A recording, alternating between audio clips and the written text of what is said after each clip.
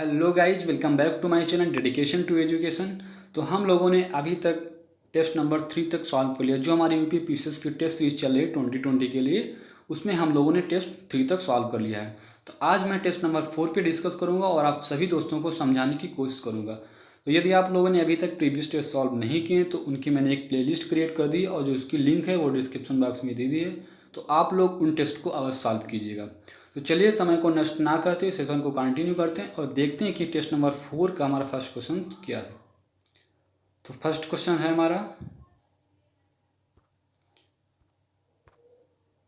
Question number 1, निम्नलिखित में से कौन जलवायु परिवर्तन के प्राथमिक कारणों में से एक है। जलवायु परिवर्तन के प्राथमिक कारणों में से एक है, जो इसमें विकल्प दिए गए हैं तो इसको देखते हैं।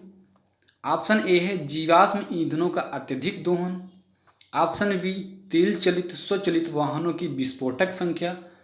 ऑप्शन सी सौर लपटों का बढ़ना और ऑप्शन डी वनों का अत्यधिक विनाश। तो दोस्तों इसका राइट आंसर क्या है, आप लोगों को 5 सेकंड में लाइव चैट में आंसर देना है। तो सभी को आंसर करना है। तो चलिए आप लोगों का टाइम स्टार्ट हो रहा है। सभी लोग इसका राइट आंसर दीजिएगा।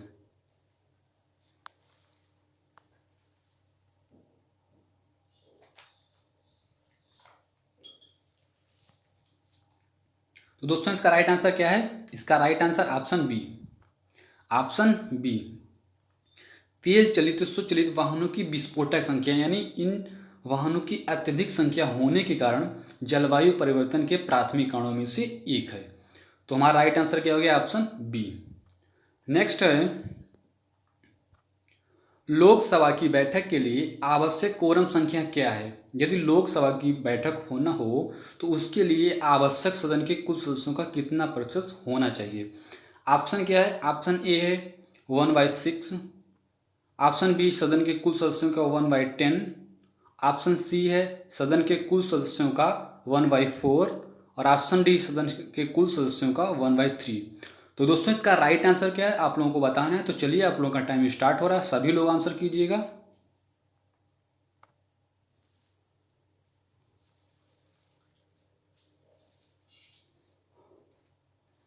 सभी को आंसर करना है। क्वेश्चन नंबर 2,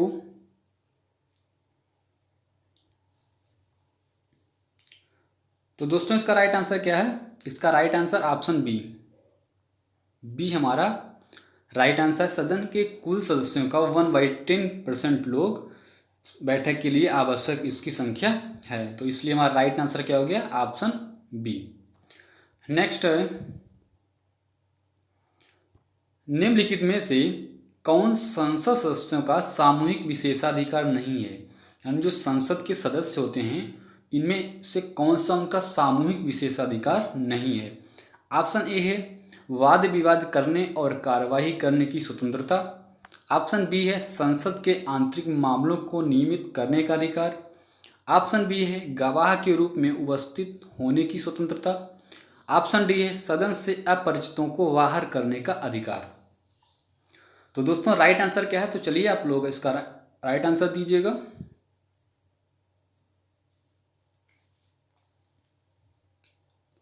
सभी को आंसर करना है।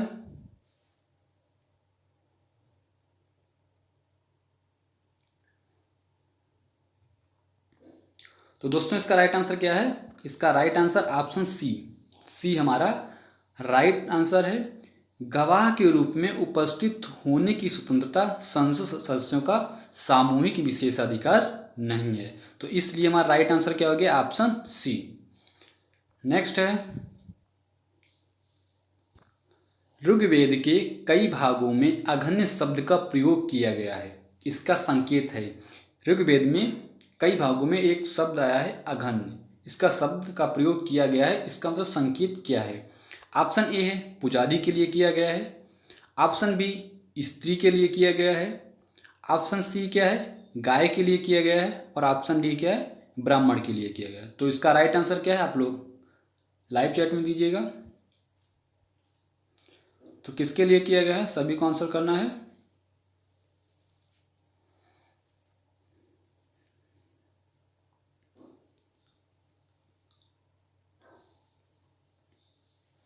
तो दोस्तों इसका राइट आंसर क्या आ गया, इसका राइट आंसर ऑप्शन सी, जो अघन्य शब्द है वो गाय के लिए प्रयोग किया गया है। किसके लिए? गाय के लिए। ऋग्वेद में कई भागों में अघन्य शब्द जो है वो गाय के लिए प्रयोग किया गया था। तो राइट आंसर हमारा क्या हो गया? Option C. नेक्स्ट है,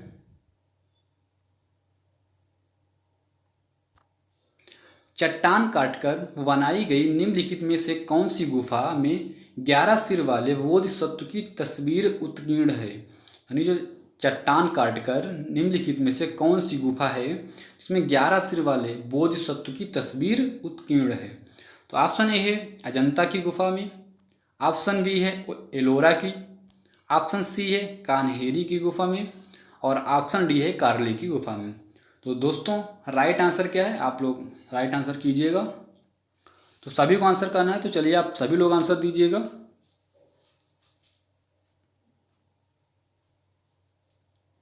पाँच सेकंड में आप लोगों को आंसर देना है।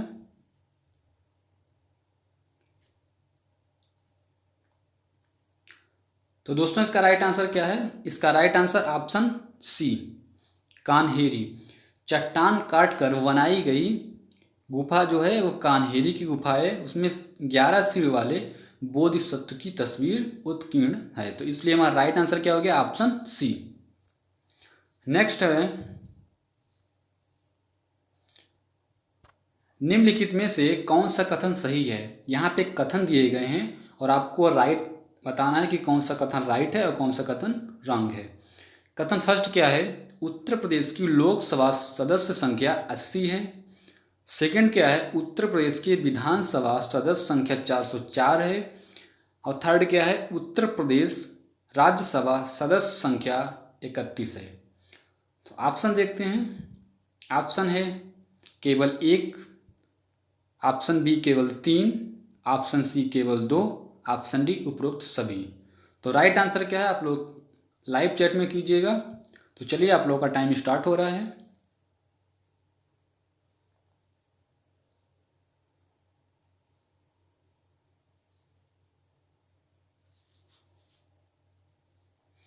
तो दोस्तों इसका राइट आंसर क्या है? इसका राइट आंसर ऑप्शन डी उपरोक्त सभी।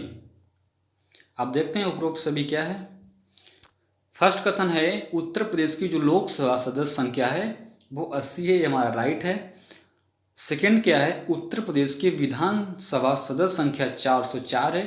चार यहाँ पे आप लोगों को याद करना है, रखना है कि 403 है और प्लस एक जो है एंग्लो इंडियन है। तो 403 प्लस एक तुम्हारा कितना हो गया? 404। नेक्स्ट क्या है? उत्तर प्रदेश राज्यसभा सदस्य संख्या 31 है। तुम्हारा ये भी राइट हो गया। तो यहाँ पे तीनों कथन जो हैं राइट हैं। तो इसलिए हमारा राइट आंसर क्या हो गया? ऑप्शन डी उपरोक्त सभी। नेक्स्ट देखते हैं।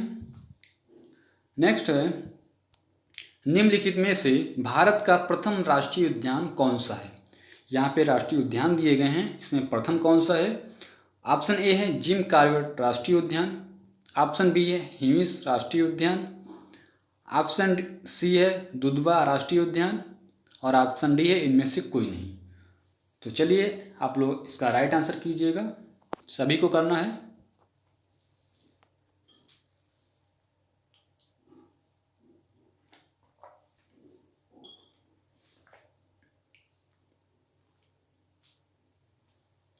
सभी को आंसर करना है।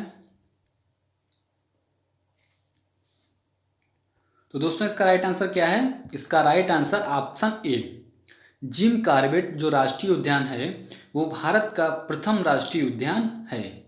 तो ये हमारा राइट आंसर क्या हो गया? ऑप्शन ए जिम कॉर्बेट राष्ट्रीय उद्यान। नेक्स्ट है, निम्नलिखित में से प्रसिद्ध करीबा बांध किस नदी पर स्थित है? जो हमारा करीबा बांध है वह निम्नलिखित में से किस नदी पर स्थित है? तो ऑप्शन देखते हैं। ऑप्शन ए कृष्णा नदी, ऑप्शन बी जावेजी नदी, ऑप्शन सी सतलज नदी, और ऑप्शन डी गोदावरी नदी। तो आप लोग राइट आंसर कीजिएगा कि किस नदी पे बना है। सभी को आंसर करना है।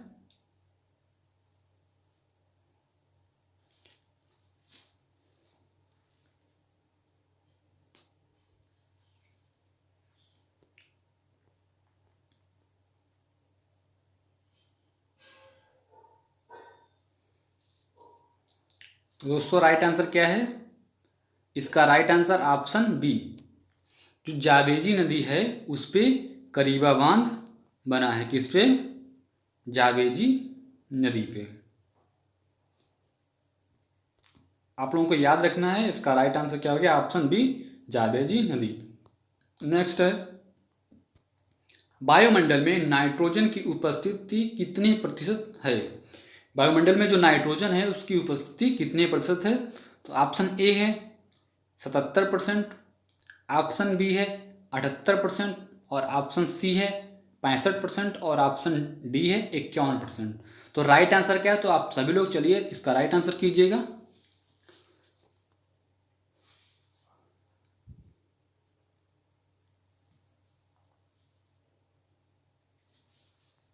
सभी को आंसर करना है।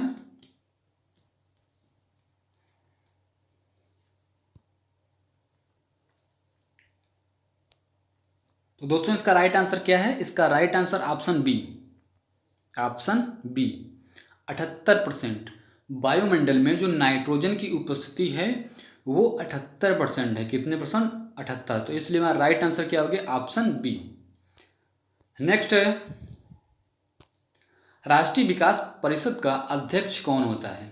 जो हमारी राष्ट्रीय विकास परिषद होती है उसका अध्यक्ष निम्नलिखित में से कौन होता है? ऑप्शन ए है राष्ट्रपति, ऑप्शन बी है मुख्यमंत्री और ऑप्शन सी है प्रधानमंत्री, ऑप्शन डी है मुख्य न्यायाधीश। तो दोस्तों राइट आंसर क्या है? तो चलिए आप लोग इसका राइट आंसर कीजिएगा। सभी को आंसर करना है, ये हमारा लास्ट क्वेश्चन है।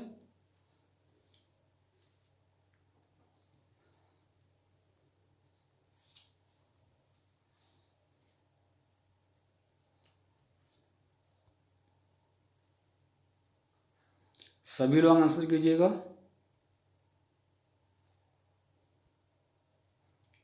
तो दोस्तों इसका राइट आंसर क्या हो गया? ऑप्शन सी, प्रधानमंत्री। तो प्रधानमंत्री होते हैं, प्रधानमंत्री राष्ट्रीय विकास परिषद का अध्यक्ष होता है। तो इसलिए हमारा राइट आंसर क्या हो गया? ऑप्शन सी, प्रधानमंत्री। तो ये थी टेस्ट 4। तो आप लोगों ने टेस्ट 4 सॉल्व किया। आप लोगों को याद रखना है, हम लोग डेली 8 PM पे लाइव क्लास लेते हैं। तो लाइव में हम लोग यहाँ पे यूपी पीसीएस की टेस्ट सीरीज सॉल्व करते हैं जो 2020 के लिए हम लोग चला रहे हैं। तो आप लोगों को याद रखना है, डेली आप लोगों को 8 PM पे लाइव आना है, सभी लोग को आना है। तो आज के लिए बस इतना ही, मिलते हैं नेक्स्ट वीडियो में टेस्ट नंबर 4 में। तब तक के लिए जितने प्रीवियस टेस्ट हमने करवाए हैं आप लोग उनको भी रिवीजन कीजिए, जिससे आप लोगों का जो क्वेश्चंस आप लोग अच्छे से सॉल्व कर सकोगे और आपको काफ़ी बेनिफिट होगा। तो चलिए मिलते हैं नेक्स्ट टेस्ट में, टेस्ट नंबर 5 में। तो आज के लिए बस इतना। Thank you so much, thanks for watching.